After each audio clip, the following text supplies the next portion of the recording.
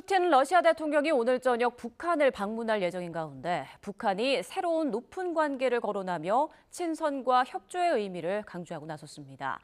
푸틴 대통령은 서방의 통제를 받지 않는 상호 결제 체계를 만들자고 언급한 가운데 오후에는 서울에서 한중 외교안보 대화가 또 열립니다. 취재기자 연결해서 자세한 내용 알아보겠습니다. 조수연 기자. 네, 정치부입니다. 네, 오늘자 북한 노동신문에 푸틴 대통령 방북 소식이 비중 있게 실렸다고요? 네, 그렇습니다. 북한은 노동신문 일면에 러시아 연방 대통령 블라디미르 푸틴 동지를 열렬히 환영한다는 제목의 사설을 게재했는데요. 푸틴 대통령의 이번 방북이 북한과 러시아의 선린 우호 관계를 새로운 높은 관계로 발전시키는 의미가 있다고 강조했습니다. 특히 북러의 뿌리 깊은 친선과 협조 관계가 새로운 전성기를 맞이하고 있다며 북한이 핵 억제력으로 미국 등에 맞서고 있는 데 대해 러시아는 확고한 지지를 표하고 있다고 전했습니다. 노동신문에는 연대를 이어가는 친선과 협조의 전통이라는 제목의 푸틴 대통령 기고문도 공개됐는데요. 푸틴 대통령은 서방의 통제를 받지 않는 무역과 상호 결제 체계를 발전시키고 일방적인 비합법적 제한 조치들을 공동으로 반대해 나갈 것이라고 밝혔습니다.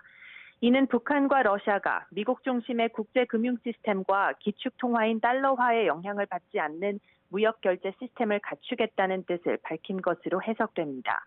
푸틴 대통령은 북한과의 협력 구상에 대해서는 유라시아에서 평등하고 불가분리적인 안전구조 건설 등을 강조했는데요.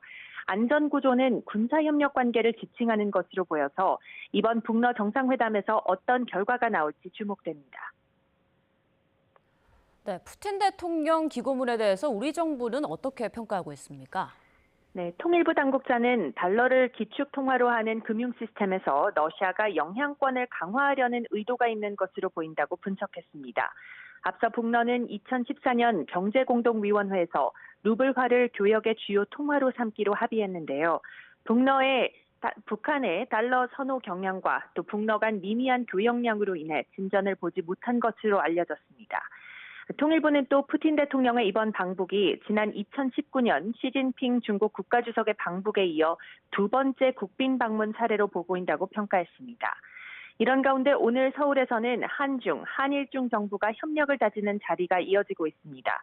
오전에는 한일중 3국 협력 국제포럼이 열렸는데요. 조태열 외교부 장관과 가미카와 요코 일본 외무상은 각각 서면 축사를 통해 엄중한 지역 정세와 글로벌 복합 위기 속에 세 나라 간 협력은 더욱 필요하고 잠재력이 크다고 강조했습니다.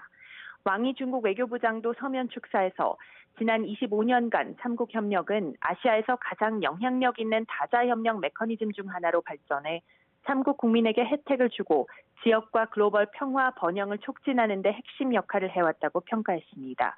잠시 뒤 오늘 오후 3시에는 한중 외교안보 당국이 참여하는 차관급 협의체 외교안보 전략대화도 열릴 예정인데요. 푸틴 대통령의 방북을 앞두고 어떤 메시지가 나올지 주목됩니다.